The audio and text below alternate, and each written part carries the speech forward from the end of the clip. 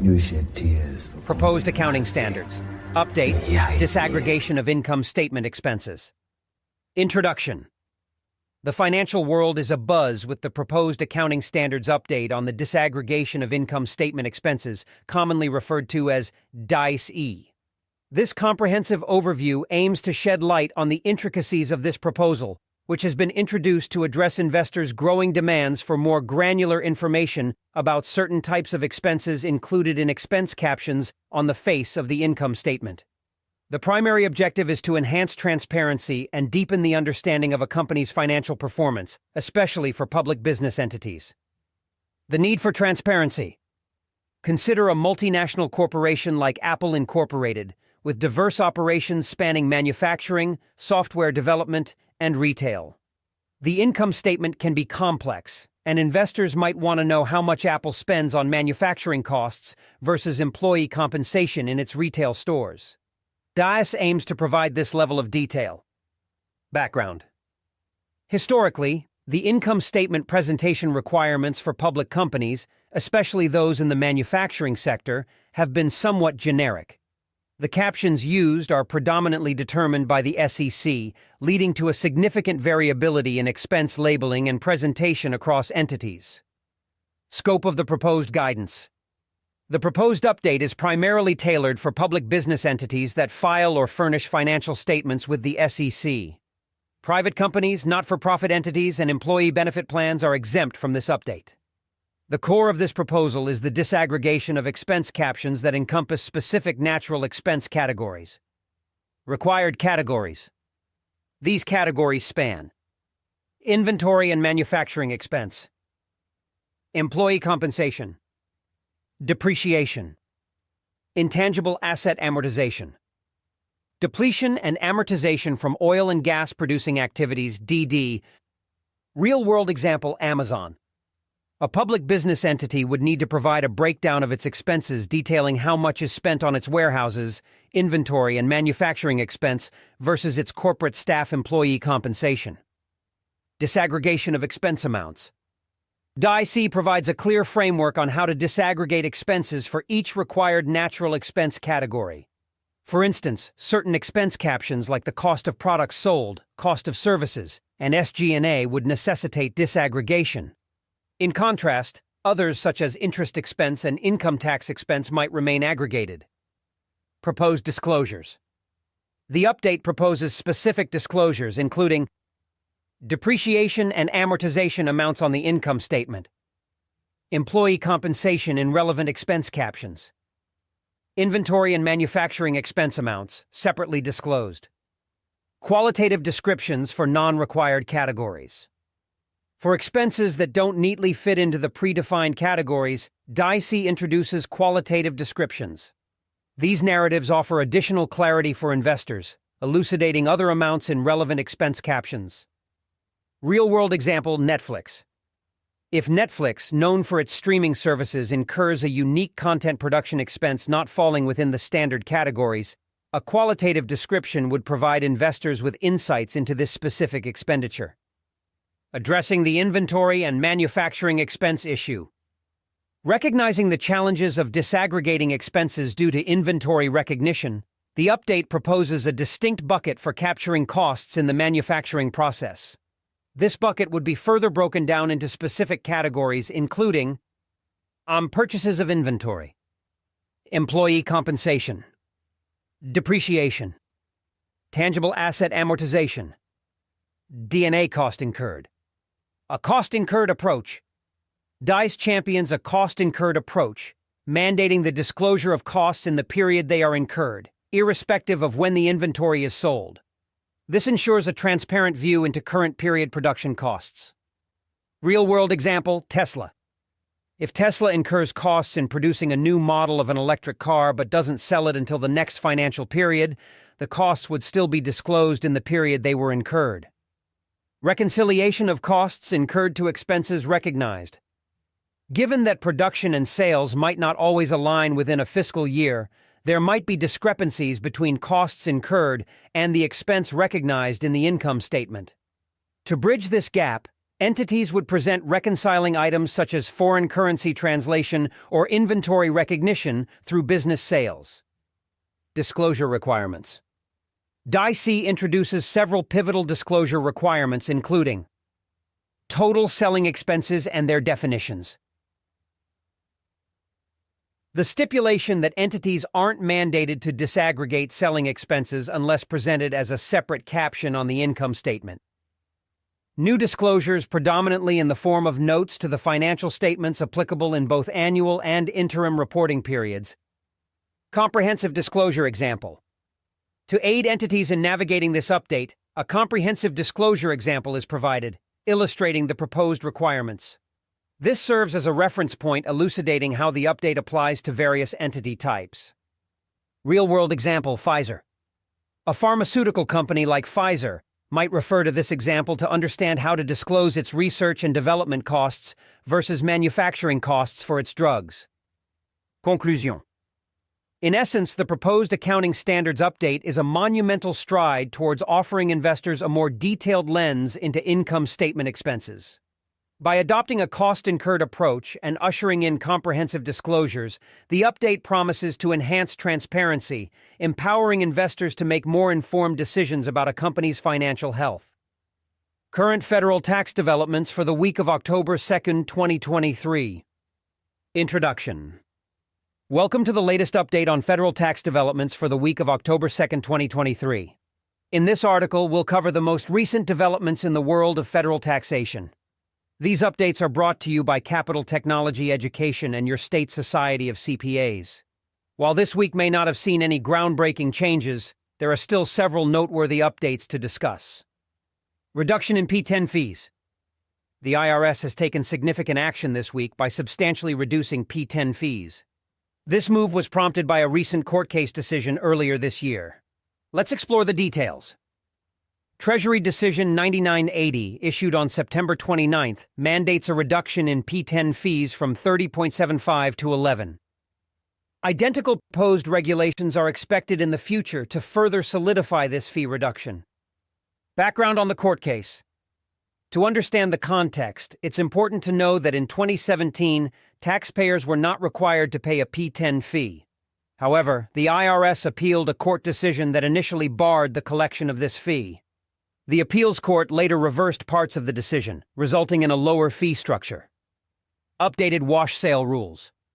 The IRS has also updated its rules regarding wash sales, specifically related to losses on dispositions and money market funds. Here's what you need to know. Revenue Procedure 2020-335, issued on September 28th, addresses changes in SEC rules related to wash sales. Under the wash sale rule, if you sell securities at a loss and acquire substantially similar securities within a specific time frame, you cannot deduct the loss. Impact of SEC rule changes.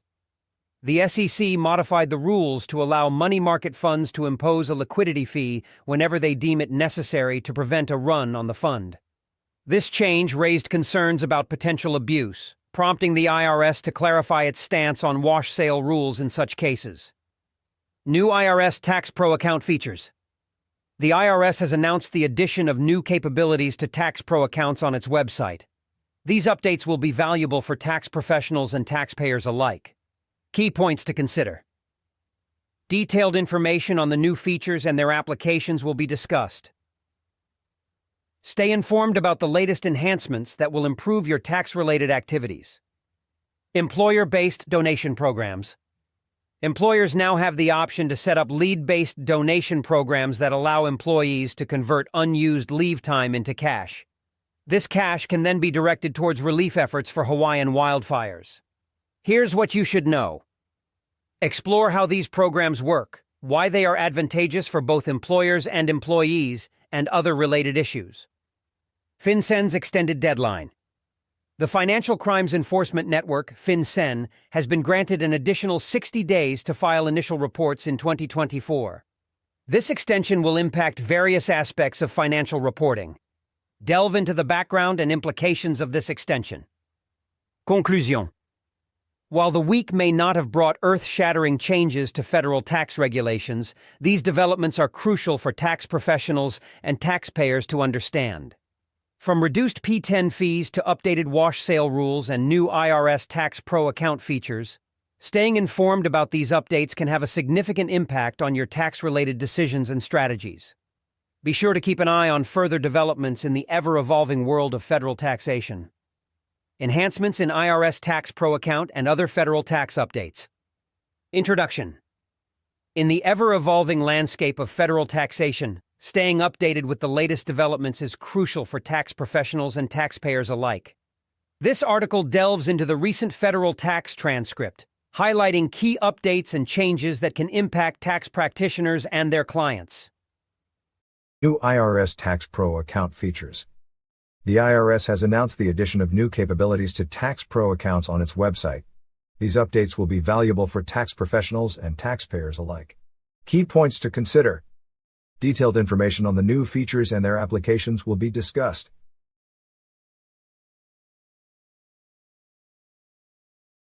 Well, if you hadn't figured it out yet, let me break this down to you.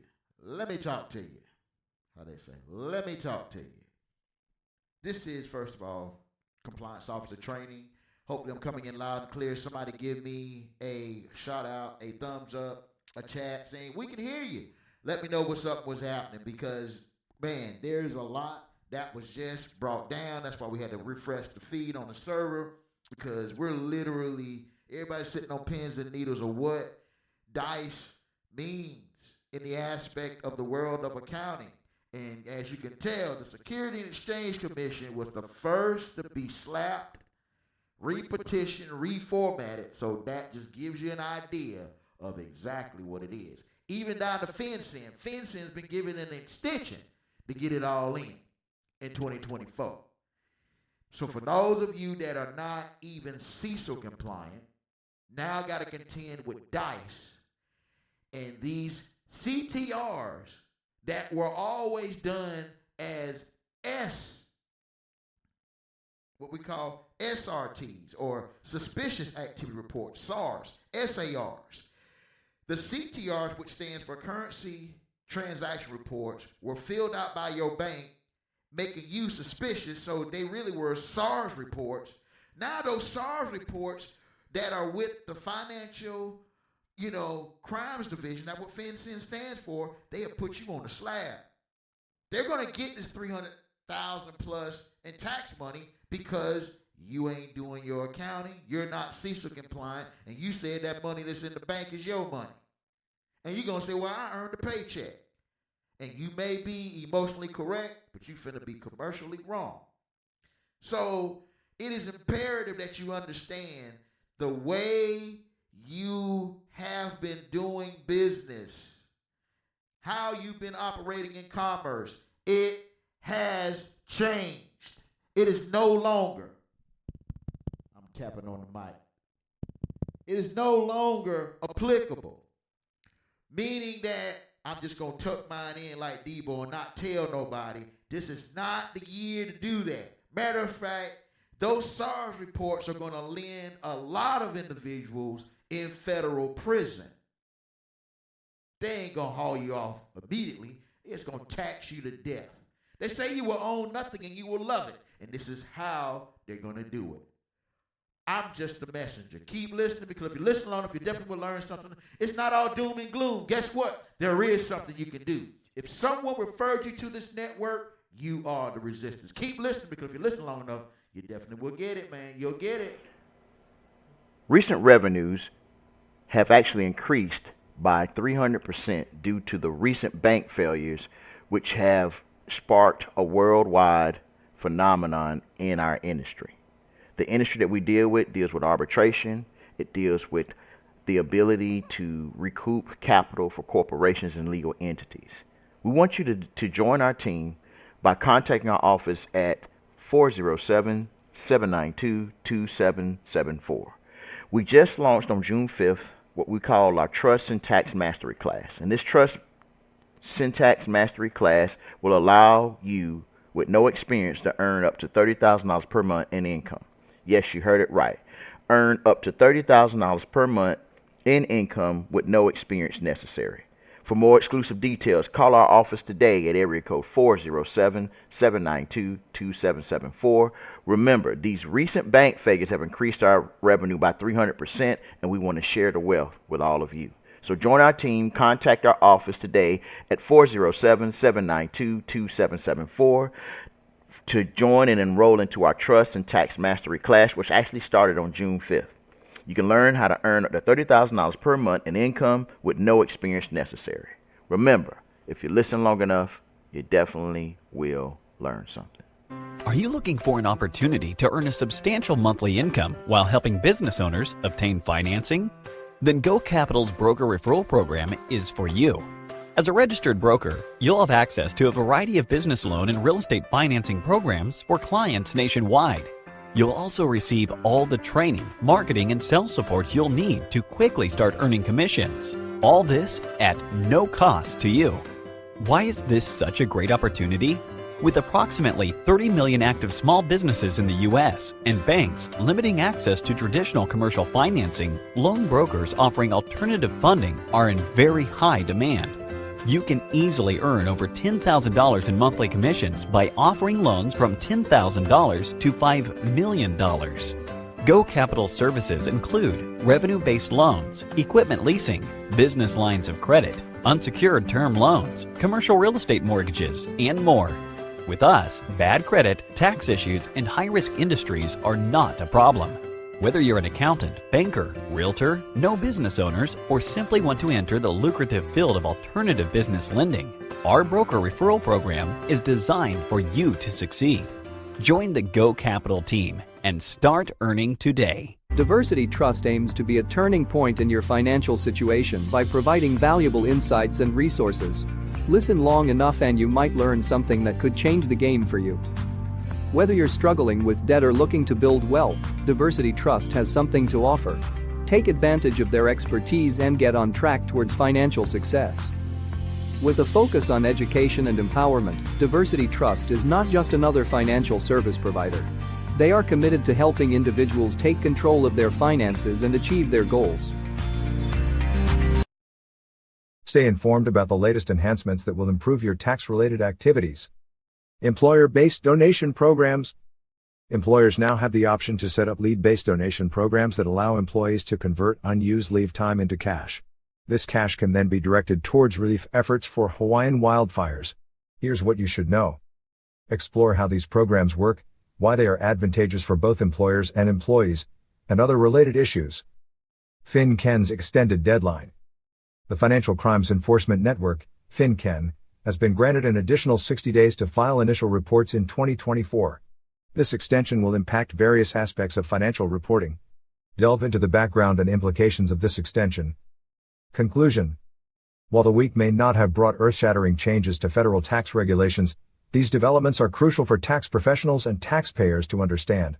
From reduced P10 fees to updated wash sale rules and new IRS Tax Pro account features, staying informed about these updates can have a significant impact on your tax-related decisions and strategies. Be sure to keep an eye on further developments in the ever-evolving world of federal taxation. Enhancements in IRS Tax Pro account and other federal tax updates. Introduction. In the ever-evolving landscape of federal taxation, staying updated with the latest developments is crucial for tax professionals and taxpayers alike. This article delves into the recent federal tax transcript, highlighting key updates and changes that can impact tax practitioners and their clients. Tax Pro account, a hub of new features. The IRS has been steadily expanding its Tax Pro account, offering valuable tools and resources for tax professionals. Let's explore the latest enhancements to this account. Managing client authorizations. Tax professionals can now efficiently manage active client authorizations linked to their centralized authorization file, CAF, number. This feature provides an organized view of current authorizations, including powers of attorney and information disclosure rights. Access to client information. The IRS has introduced the ability to view specific client information. Notably, tax professionals can now check the current balance due for their clients. This feature is particularly valuable when dealing with collections issues, helping practitioners stay informed about their clients' financial statuses and IRS actions. Revoking authorizations. Tax practitioners can revoke authorizations directly through the Tax Pro account.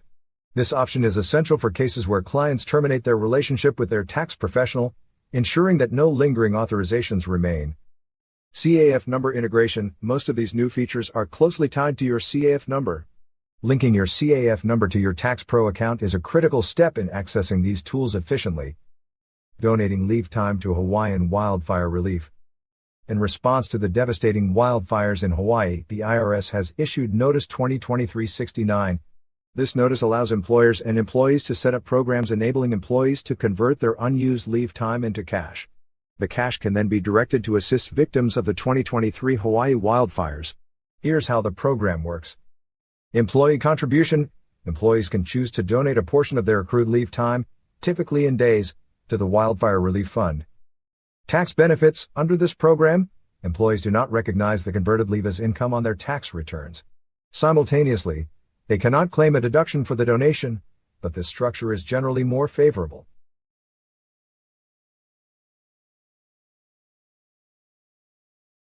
Now let me go into the ability to do this the right way.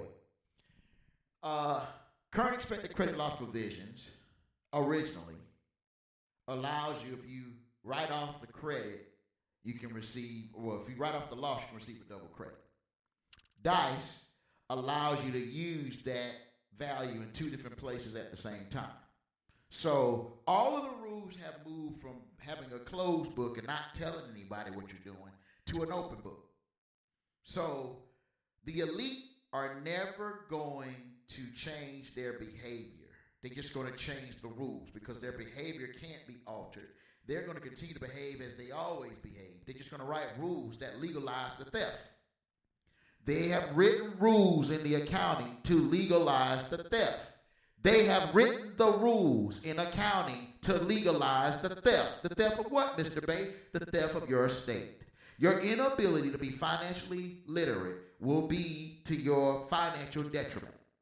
Social Security Administration and other agencies have all come before the Financial Accounting Standard Board in the last 90 days and all have petitioned a restructured platform where they're going to recoup value out of the individuals who, in their opinion, caused the whole fiasco. It started with your bank when they announced the TLEC, the total loss absorption capacity provision that they've had in existence since 2017. But if were in those banks that received that TLEC memo, you were never allowed as an account holder to get that TLEC memo. But luckily for all of you, you had another student who sat in the same place that you're sitting in right now, who was a former banker of Wells Fargo, who brought all of the members in the class the memo. So FDIC insurance lost an accreditation in order for them to be absorbed into this group, this special trust, this special unit that is tied to what we call the ESF, the Exchange Stabilization Fund. The infamous ESF that everybody just like to see, like back in the day, the Council of Foreign Relations used to be a myth. Nobody even couldn't talk about it. But then when Barack Obama became president, he said, well, of course the Council of Federal, of course the Council, it exists, but I'm not an official member. I don't have a special handshake. Y'all remember that. But anyway, he was the first president to acknowledge that the Council of Foreign Relations even existed, which substantiates the fact that presidents across the board served two offices. I'm using this private platform, and I'm telling you, you're not going to hear what I'm saying the way I'm saying it because there's no benefit in that. There isn't any benefit in the truth. Truth is not popular. If you are compliance officers, only because you're studying under notarial law, that I'm allowed to talk about it without violating the Privacy Act of 1974. Because you guys are the note keepers. I'm telling you what's in the notes because I helped author some of those notes because these institutions have been seeking CISO compliance prior to COVID. And they perfected their own provisions during COVID. And if you didn't do the same, well, you patient zero right now. So CECL and DICE. One you can use for leverage buyouts, that means leveraging debt, and leverage cash outs to balance the book. DICE could be tethered to leveraged cash outs, and CECL can be used to utilize leverage buyouts. So if you're, as a compliance officer, determining a strategy for applicability, then you now have the full gambit of information. This is why they're telling you with this new pro account information that's with the IRS, they ain't waiting for you to send taxes in no more. They're going to take them. Because the suspicious activity reports give them the right to say, guess what, player? It ain't your money. I know it's got your appellation on it, but guess what? It ain't about your name. It's about who controls it. You know, it can be in your name, but if we press the button and you can't use it, who controls what? Keep listening. Because all I've been offering you for the last 5 years is the truth. Nothing more, nothing less. But if you listen long enough, you'll learn something. Employer deduction. Employers can deduct the converted leave payments as wages, avoiding the need to treat them as charitable contributions, which could have limitations and tax implications. Established practice. Similar donation programs have been seen during past crises, such as the COVID-19 pandemic and other natural disasters. FinCEN's Beneficial Ownership Reporting Extension. FinCEN, Financial Crimes Enforcement Network, has issued proposed regulations related to beneficial ownership information reporting. Here are the key points to note. Limited scope. These proposed regulations pertain only to reporting companies created or registered in 2024 and onwards. They do not affect entities formed prior to 2024 or those created after 2024. Initial reporting. Tax practitioners and businesses forming entities in 2024 will need to adhere to these new reporting requirements. The specifics of these regulations will be detailed upon publication in the Federal Register. 30-day window. Generally, entities must report beneficial ownership information within 30 days of creation or registration with the Secretary of State or its equivalent. Conclusion. As the federal tax landscape continues to evolve, tax professionals should stay informed about these latest updates. The enhancements in the Tax Pro account offer valuable tools for managing client authorizations and accessing client information efficiently. The opportunity to donate leave time to Hawaiian wildfire relief provides a tax-efficient way for employees to contribute to a worthy cause. Lastly, the proposed FinCEN regulations introduce new reporting requirements for entities formed in 2024, highlighting the importance of compliance in an ever-changing regulatory environment. Stay tuned for more updates and ensure that you are well prepared to navigate the evolving world of federal taxation. Federal Tax Developments, October 2, 2023. Introduction. In the realm of federal taxation, staying informed about the latest developments is paramount.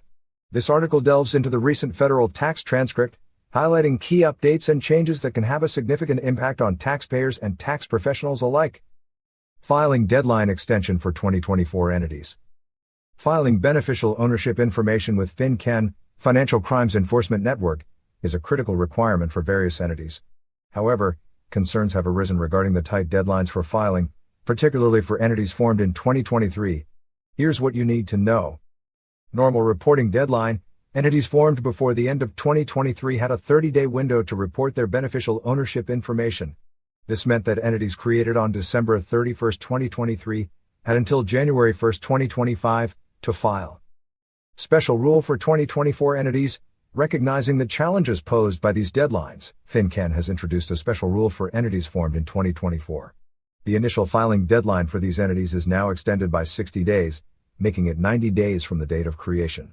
This provides entities formed in 2024 with more time to comply. No impact on other years.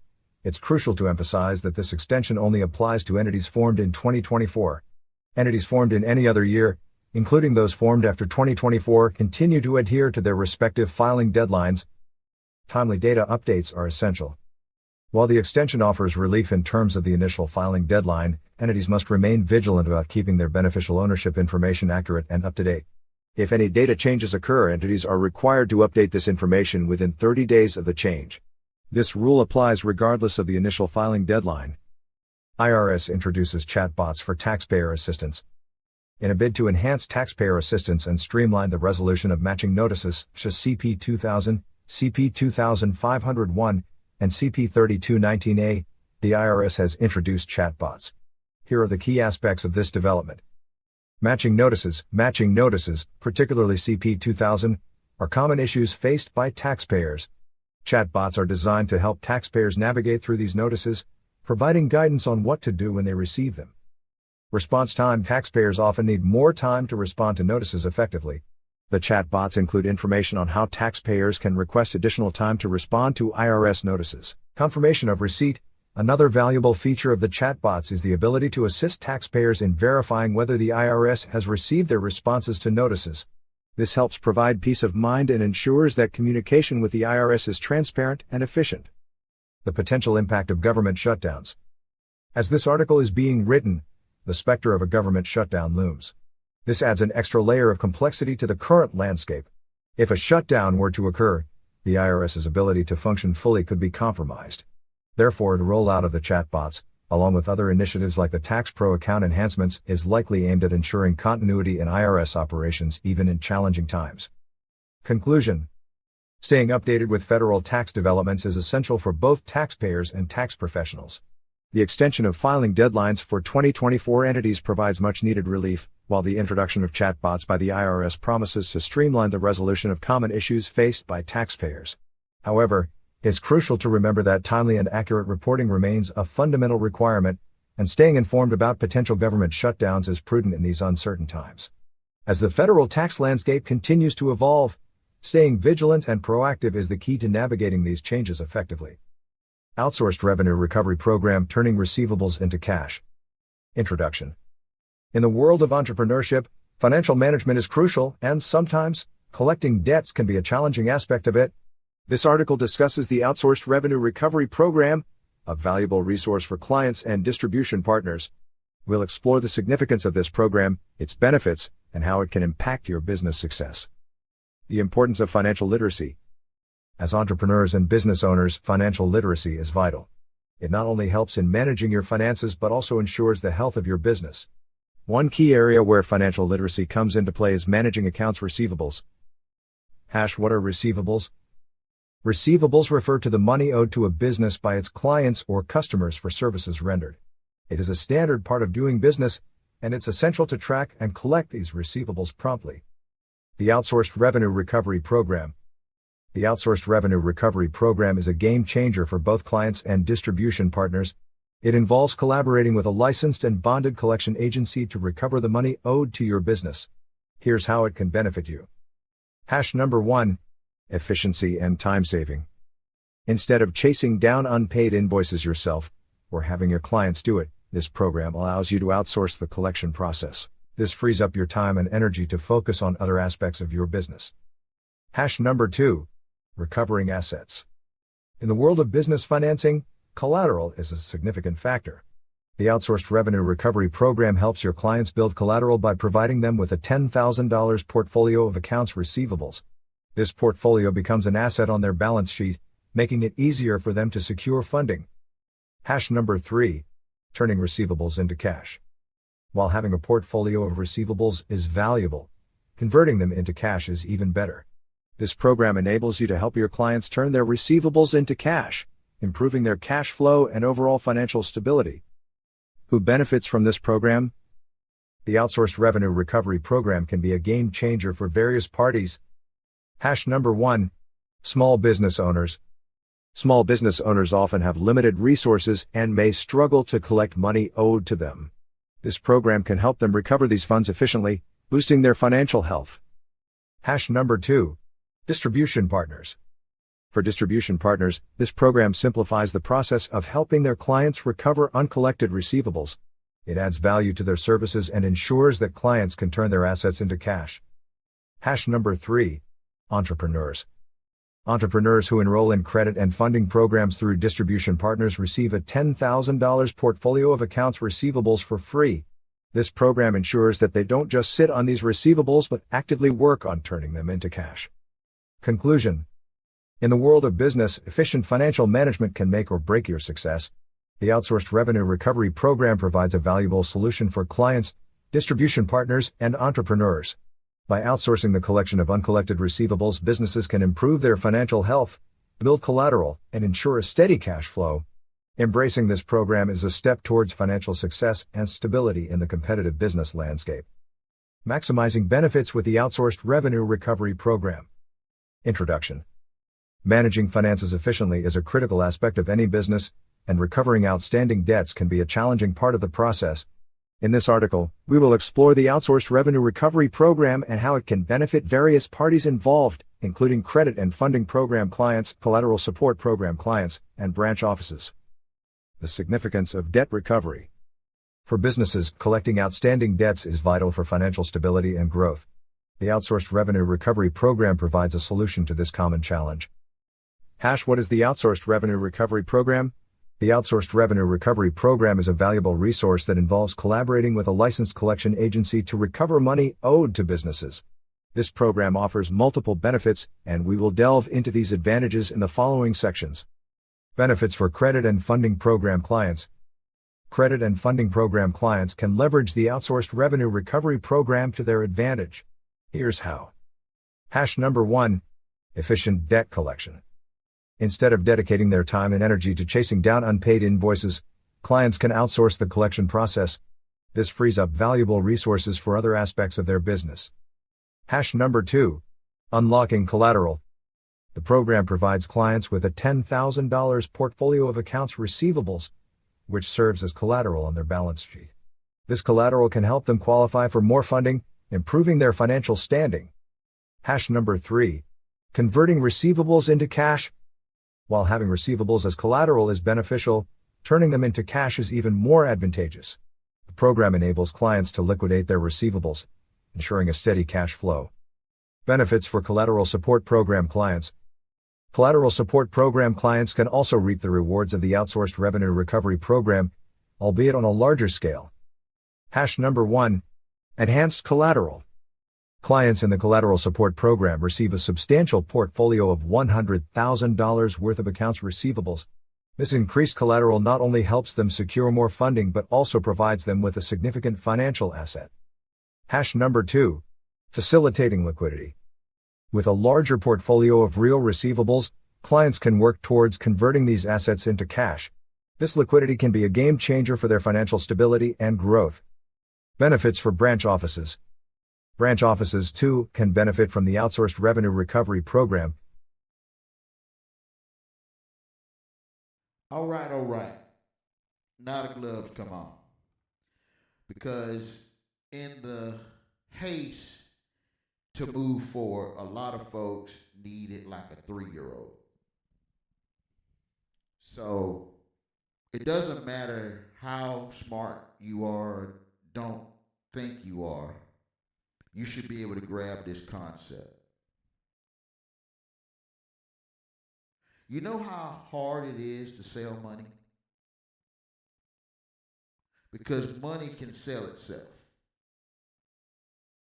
If you've never sold money, but you've sold Avon, or you sold something you made and sold on eBay, selling money is the easiest thing to sell because you don't have to say anything. You just have to know where the money is at. You just have to know where those individuals who want the money, you got to know who wants money so you can tell them where to go get it. By telling them where to go get it, you're able to generate money. So I'm keeping it on a 3rd grade, 3-year-old level. Because even new people with no experience, if they really get what's being put down, can make money, are making money, and the ones that aren't, only because they don't understand that they're selling money. So, when you join this group, the first thing I give you, once you have completed those videos, is an ability to onboard with 2 lenders who sell money. Money to startup businesses, money to businesses that are already in existence, businesses with credit, business without credit. It's the entire gambit that they have covered. Now, the only way you in that fold do not make a commission is because you're staring at the website and you haven't made a submission. Because if you make a submission before the loan is even funded, money is already being created and it already is being sold. Now, your learning curve is how do you, as a compliance officer, take advantage of commerce that's already existing because I passed information from point A to point B. Because when you master this information, you're able to use that data in two different places at the same time. There are among those that are listening someone who has been involved with secured party creditor. They've gone from one platform to another. I just put it out there. You've just been going from guru to guru, gathering data, and ain't really never implemented. What I mean by implementing is, let's be clear. Until you have successfully conveyed an M3 asset that was both bonded and insured with QSIP numbers that can be tracked by a Bloomberg terminal, you're bullshit. So that way we'll know where everybody's at. Because at the end of the day, it's not that the secured party creditor is wrong, it's exactly right. But if you're actually making money, you're performing, and there's insurances, discharging is not even part of the conversation. Discharge is just for all these debtors who refuse to be responsible in commerce. So again, if that is the flavor, I am only here to give you the facts and the rule book in ample time to comprehend what other rules are at play. Now, you can decide to play this game as a creditor. You can decide to play this game as a debtor. You can decide to play this game where you're the one that's selling everybody the cards to play the game. You can decide to be the guy who's selling hot dogs at the hot dog stand that's going to be watching the game being played. But guess what?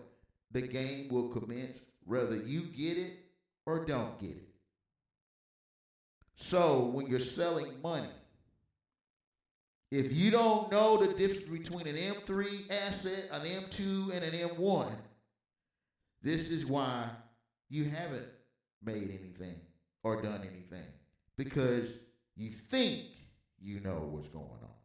Now, I don't tell you to believe what I'm saying. I say challenge everything. I say since you got access to ChatGPT outside of Eris, bring that to class. Because again, it's not about what I say, it's about what you know. And I don't need you to tell me. I need you to show me. Here's another clue. All the way up until this information, if you've never done accounting, this, that, and the other, never been responsible, never did anything in the aspect of reconciling what's bad, you're in a jacked up bad contract. This information is not going to make that bad contract go away. You know what this information is going to do? It's going to magnify the fact that I was in a jacked up contract. How do I solve that problem? Well, I got to be in a good contract. I got to get rid of the old contract to get into the new contract. I'll give you even a simple one. Some people make it so difficult, they'll sit and stare at it for 6 months only to realize, you mean all I had to do was reinvent myself with a new appellation and just do business in that appellation? Of course. But see, everybody ain't ready for that because they don't want to, like the elite, change their behavior. They just want to apply new rules to the same behavior. So watch this. The elite know the difference between money and real money, and they're never going to abandon that. They just got a whole bunch of other stuff to give those that don't want that same responsibility, trinkets and tokens. Now, when you step into this information with that debtor mentality, and you get this information and you haven't changed your mind state, what do you think is going to happen? The body goes where the mind is. See, you can't be on a panel in underwriting software talking about, let me send you a 1099-C so I can get this loan on this project. They're going to look at you like you're crazy. Because that ain't what they do. They're going to ask you about AUM. What's the insurance? What's the reinsurance? What's the rate? What's the NAV? And can you send me a DCF? You send me a DCF, you tell me what the NAV is, we can do this all day. But see, you got to get there. So, inside of the Diversity Trust Limited space, in the feed, if you go all the way back, I mean, you got to go all the way back. You know, don't just go down one page. Say, Mr. Bay, I can't find it. I don't see it. I don't want to hear that. You need to go all the way back to the feed to the very beginning where it says, welcome to Bitrix. Go through the entire feed. You're going to run into an entire data set that I gave everyone for free. That technically, for you who never even heard of this, has enough information to get you to start generating $1,000 a day. Why? How? By simply taking that information in those books and converting a command and prompt and an AI to be able to carry out what most people aren't willing to do. Which is what? Read. People will pay you to read. People will pay you to put documents together and substantiate them with the court to give them access to credits and debits. Because if they knew how to do it, they would do it. But remember, they don't have time. In the aspect of what we are talking about, literally, all of the banks in the early part of the quote-unquote shutdown, most of them were AI technology companies. Think about that.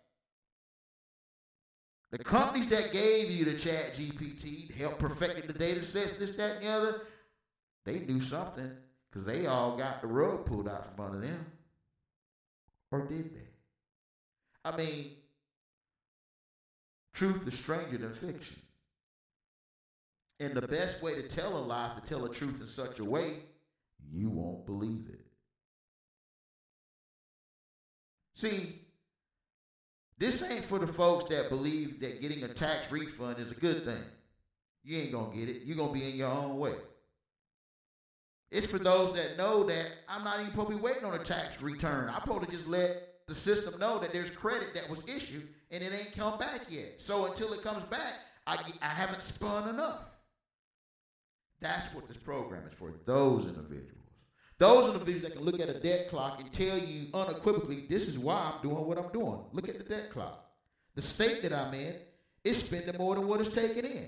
All I'm doing is following the rules of the game. But keep listening, because if you listen long enough, maybe you'll get it. Particularly in scenarios where clients owe them money. Number 1. Recovering unpaid fees. In situations where clients have received funding but failed to pay performance fees, branch offices can utilize the program to recover these outstanding payments efficiently. Number 2. Enforcing contractual obligations. Clients who enroll in a branch office's program but do not fulfill their contractual obligations can also be handled through the program. This ensures that branch offices receive the compensation they are entitled to. Number 3. Streamlining debt recovery. By leveraging the outsourced revenue recovery program, branch offices can avoid the hassle of chasing non-compliant clients themselves, allowing them to focus on growing their business. The services offered by the program. The outsourced revenue recovery program offers a range of services to facilitate debt collection. Demand letters. Certified demand letters with return receipt requests are sent to debtors, putting them on notice of their outstanding debt and potential consequences. Outbound calls. Efforts are made to engage debtors and motivate them to settle their debts promptly. Credit reporting. The program can report outstanding debts on debtors' credit reports, encouraging them to resolve their obligations promptly. The goal: recovering what is owed. The primary objective of the program is to recover outstanding debts for clients, whether it's performance fees owed to branch offices or debt owed to clients in the credit and funding and collateral support programs. The program aims to streamline this process and ensure a successful recovery. Understanding the cost structure. The cost structure of the program is designed to be fair and practical. Processing fee. Clients or branch offices submitting files for collection pay a nominal processing fee of $99 per file. This fee covers the administrative costs associated with the collection process. Costs built into debt. Importantly, the collection costs are added to the collectible amount from the debtor. This means that the debtor ultimately covers these costs as part of their outstanding debt. An example. To illustrate how this cost structure works, let's consider a scenario. A collateral support program client with a $100,000 portfolio has 10 debtors, each owing $10,000. Demand letters are sent, demanding $10,000 from each debtor, which includes the contractual amount plus collection costs. The processing fee of $99 per file is added to the debtor's outstanding debt. This approach ensures that the debtor bears the costs associated with the collection process. Conclusion. The Outsourced Revenue Recovery Program offers a powerful solution for businesses and branch offices seeking to recover outstanding debts efficiently. By streamlining the collection process, providing added value to clients, and ensuring fair cost distribution, this program is a valuable resource for financial success and stability in the competitive business landscape. Streamlining debt recovery with the Outsourced Revenue Recovery Program.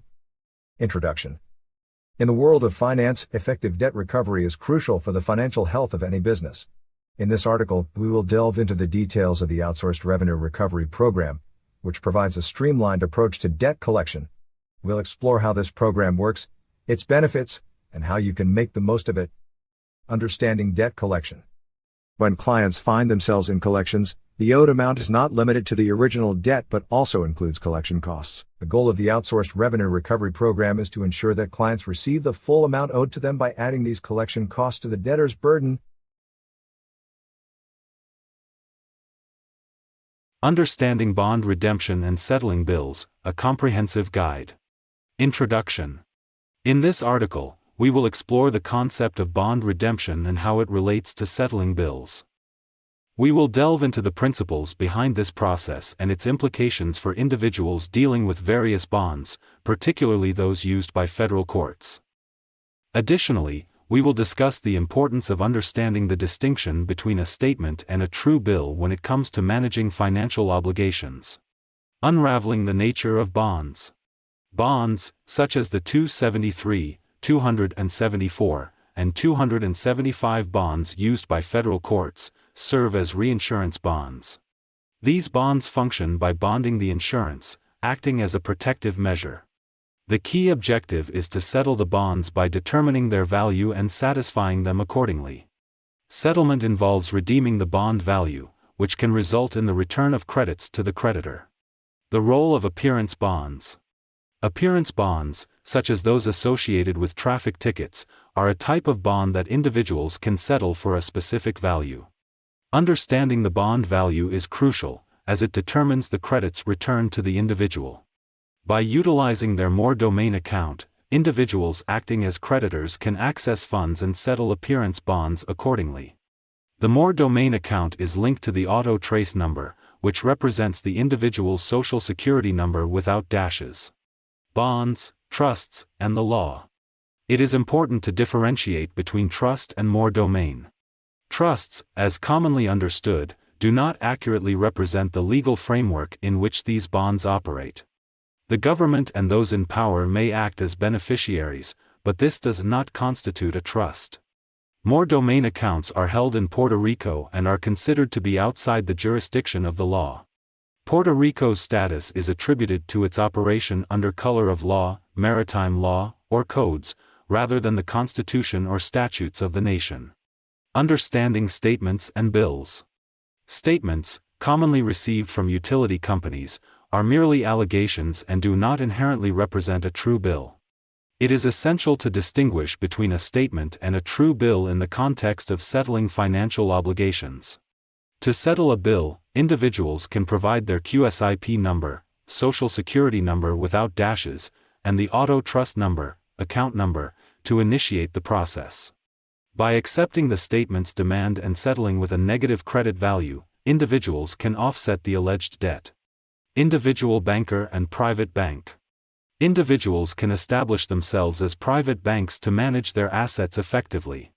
An individual banker serves as an interface between the private and public realms, representing the private bank.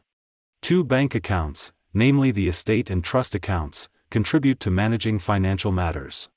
Additionally, individuals act as fiduciaries over their Social Security QSIP and auto trust accounts, which hold their birth certificates or DD-214 forms. Volunteering jurisdiction and settlement. Avoid voluntarily granting jurisdiction to the state, as it can lead to unnecessary taxation and control over assets. Settling bills involves providing the QSIP number and exemption auto trace account number to negate negative credits demanded by the statement. Dishonor of the statement can result in the pursuit of debts by third-party collectors or additional charges. It is crucial to have an individual banker's EIN number to establish authority and act as an authorized representative in settlements. Simplifying the process. It is unnecessary to involve complex methods such as UCC filings or seeking approval from the Secretary of State. Individuals inherently possess the power to manage their affairs without relying on public officials. Understanding personal power and the correct application of authority can yield more effective results. Settle bills promptly and avoid engaging in unnecessary arguments, as settling quickly is a long-standing principle. Affidavit and documentation. The addition of an affidavit to the new W-8Ben form, titled / Private Substitute IRS W-8Ben form and affidavit / can strengthen the documentation process. An affidavit, a statement made in the private realm, carries significant weight compared to the fictions of the public realm. Sending Form 56 for Social Security accounts and W-8Ben forms can be beneficial but may not require authentication by public officials. As individuals operating in the private domain, there is no need to rely on public officials for apostilles or authentication. Asserting private ownership and contracts. By refraining from registering assets, such as vehicles, with the state, individuals maintain private ownership and jurisdiction. Avoiding jurisdiction allows individuals to retain control over their assets and avoid unnecessary taxation. Individuals should be aware of the distinction between private and public realms and exercise their authority accordingly. Overcoming fear and misconceptions. Many individuals exhibit fear when confronting large corporations or government entities. It is essential to overcome this fear and recognize one's inherent power and rights. Instances of IRS actions or legal repercussions should not deter individuals from exercising their private authority. By understanding the principles discussed in this article, individuals can confidently navigate the system and settle their financial affairs effectively. Conclusion. Understanding the intricacies of bond redemption, settling bills, and asserting personal authority is crucial in managing financial obligations. By comprehending the nature of bonds, distinguishing between statements and bills, and embracing the role of an individual banker, individuals can confidently settle their affairs. It is imperative to stay informed, read relevant documents, and approach the process with a clear understanding of one's private authority. By doing so, individuals can assert their rights, settle bills promptly, and operate effectively in the private realm. Understanding the principles of bond redemption and asset settlement. Introduction. In this article, we will delve into the concepts of bond redemption and asset settlement. We will explore how these processes can be utilized to address legal matters and financial transactions. By understanding the principles behind bond redemption and asset settlement, individuals can effectively navigate legal proceedings and manage their financial affairs. Bond redemption and insurance bonds. To win a court case, it is necessary to redeem the bond associated with it. Various types of bonds, including the 273, 274, and 275 bonds, are used by federal and other courts as reinsurance bonds. These bonds serve as a form of insurance for the courts. To settle the bonds, individuals must determine their value and make appropriate payments. For example, when settling a traffic ticket, the appearance bond is settled for its value, resulting in a refund if the bond value exceeds the charges. Understanding the more domain account. The more domain account, represented by the auto trace number, social security number without dashes, is a crucial element in bond settlement. This account is held in Puerto Rico and is associated with the individual's social security number. Unlike the Social Security Administration, which can be mobile, the more domain account is fixed and cannot be easily accessed or relocated. It is important to differentiate between trust and more domain accounts. The government and people in power may operate as beneficiaries, but it does not constitute a trust. More domain accounts are held outside the jurisdiction of the United States, specifically in Puerto Rico. Settling statements and bills. Statements received from utility companies or other entities are not bills but rather allegations or statements of account. To settle these statements, individuals can use their QSIP number, social security number, and auto trust number, account number, to release the credits associated with the statement. Payments are made by debiting the individual's more domain account and applying negative credit value settlement. It is essential to differentiate between statements and true bills, as statements are not legally binding obligations. Individual bankers and private banking. Individuals can establish their private bank by appointing an individual banker. The individual banker acts as an attorney in fact, representing the individual's private bank. Unlike a licensed attorney, an individual banker does not require a license from the state. The individual banker serves as an interface between the private and public realms.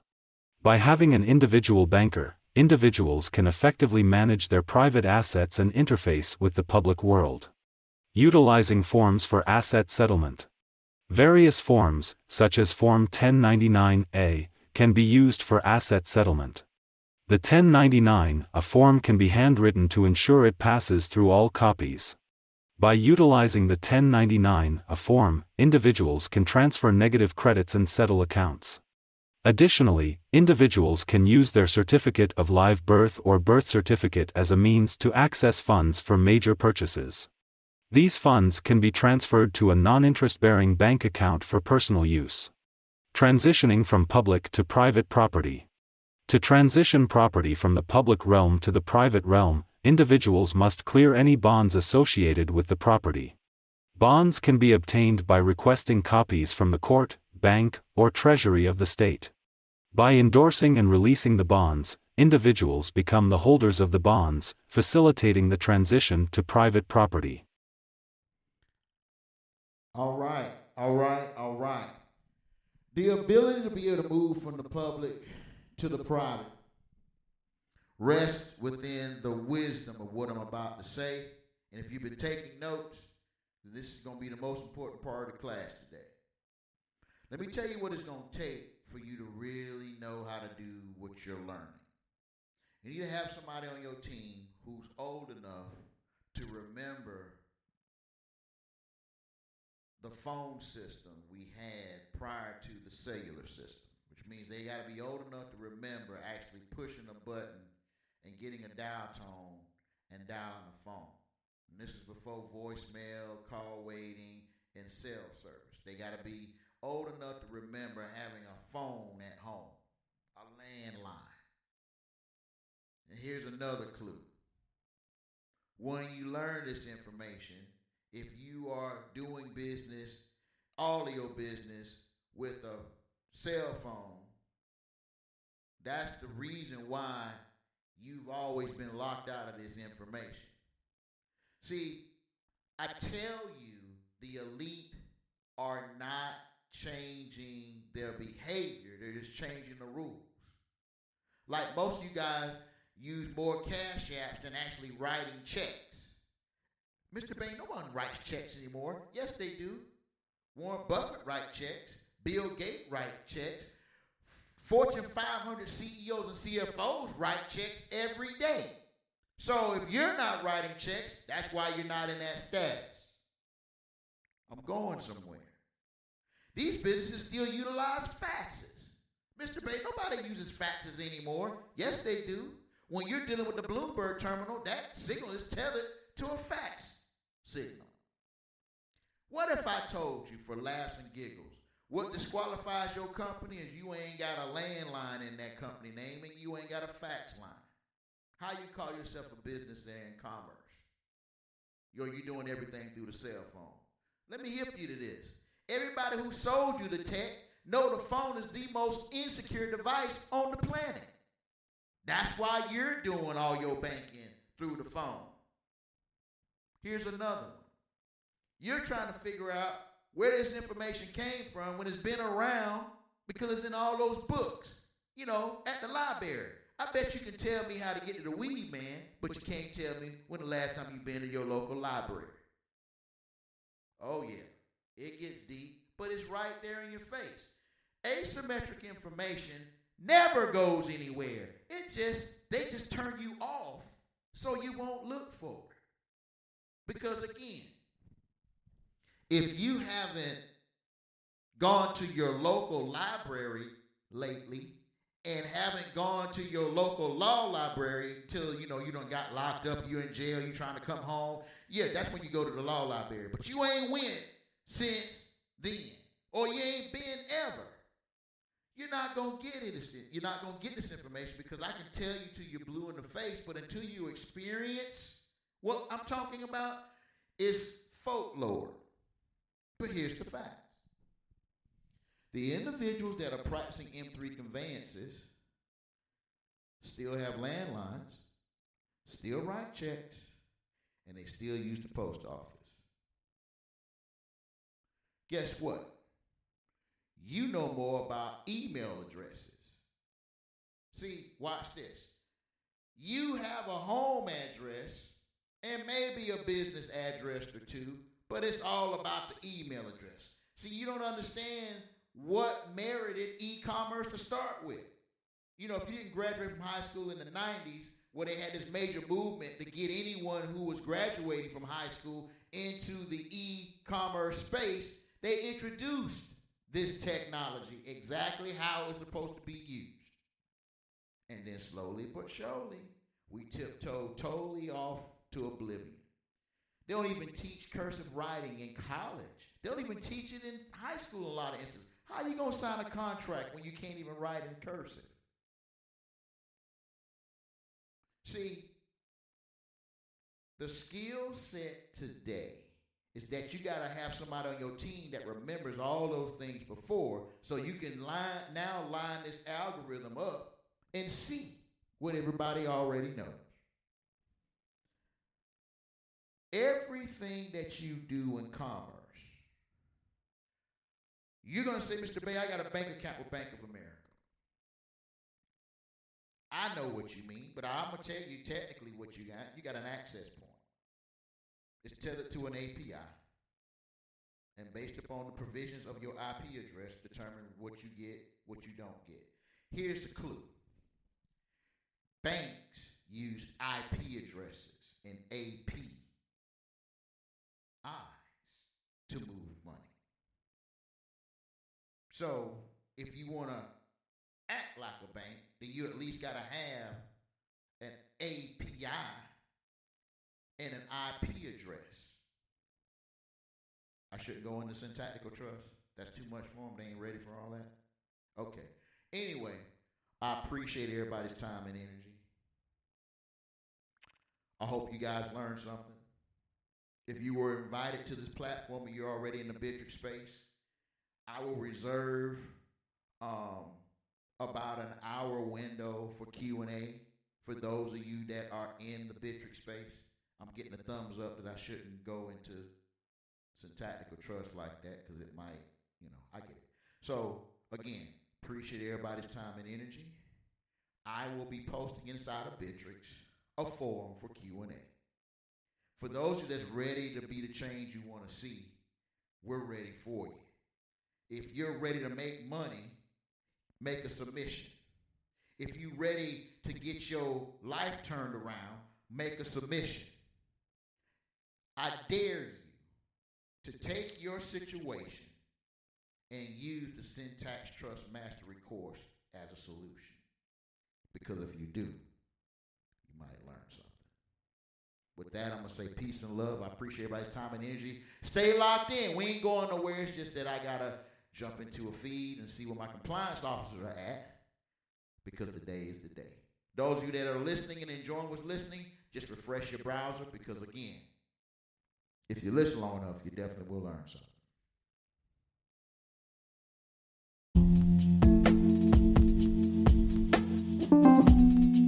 Welcome to the Bankers Podcast. Today, we are discussing a video titled, The Great Reset, Banks Will Fail, featuring Robert Kiyosaki and Andy Schechtman. Here are the key takeaways from their conversation. 1. Concerns about the FDIC. The FDIC had assets of just over